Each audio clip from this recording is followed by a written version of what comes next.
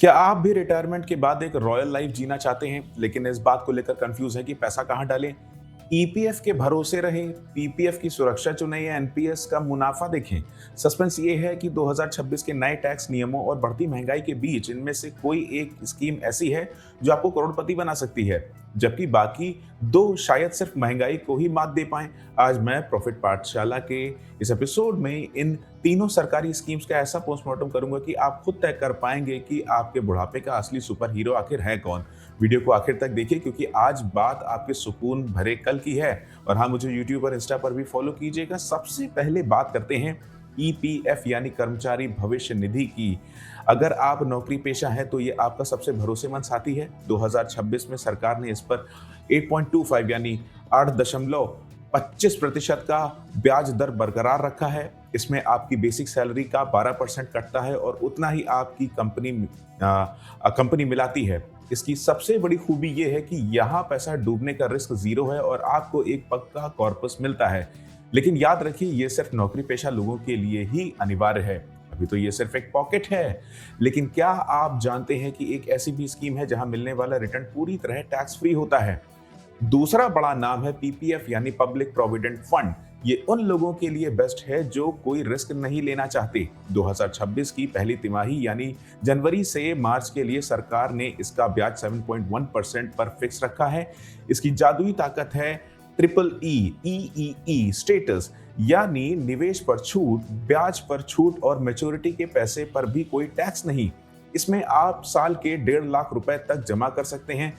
15 लाख का lock in आपको एक अनुशासित निवेशक बनाता है, जो लॉन्ग टर्म वेल्थ के लिए बहुत जरूरी है। सुरक्षा तो मिल गई, लेकिन अगर आपको महंगाई से लड़ना है तो क्या ये 7 से 8% काफी है? जानिए उन मॉडर्न स्कीम्स के बारे में जो मार्केट की रफ्तार से चलती हैं। अब बात करते हैं एनपीएस यानी नेशनल पेंशन सिस्टम की। ये 2026 की सबसे हॉट रिटायरमेंट स्कीम बन चुकी है। वजह है इसका मार्केट लिंक्ड होना। जहां ईपीएफ और पीपीएफ फिक्स्ड रिटर्न देते हैं, वहीं एनपीएस का पैसा इक्विटी और बॉन्ड्स में लगता है, जिससे लॉन्ग टर्म में आपको 9 से 12% तक का औसत रिटर्न मिल सकता है। देखिए, सस्पेंस ये है कि इसमें आपको सेक्शन 80 CCD 1B के तहत 50,000 रुपए का एक्स्ट्रा टैक्स बेनिफिट मिलता है, जो और कहीं नहीं। रिटायरमेंट पर आपको 60% पैसा एक साथ मिलता है और बाकी 40% से आपको लाइफ टाइम पेंशन मिलती है। मुनाफा तो ज्यादा है, लेकिन क्या आप जानते हैं कि इन तीनों में से पैसा निकालने के नियम आपकी पूरी प्लानिंग बिगाड़ सकते हैं?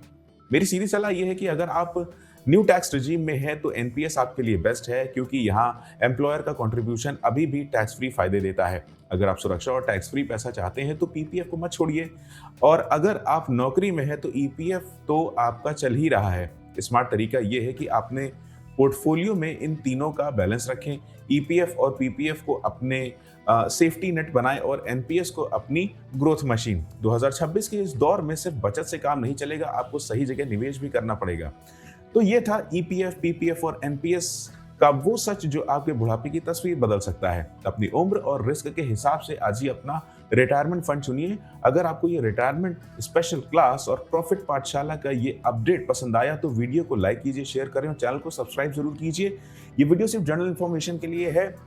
ब्याज दरें और मार्केट रिटर्न सरकारी नीतियों और बाजार के उतार चढ़ाव पर निर्भर करते हैं। कोई भी फाइनेंशियल डिसीजन लेने से पहले अपनी रिसर्च करें और किसी क्वालिफाइड फाइनेंशियल एडवाइजर या सीए से सलाह जरूर लें। मुलाकात होती है आपसे अगले वीडियो में।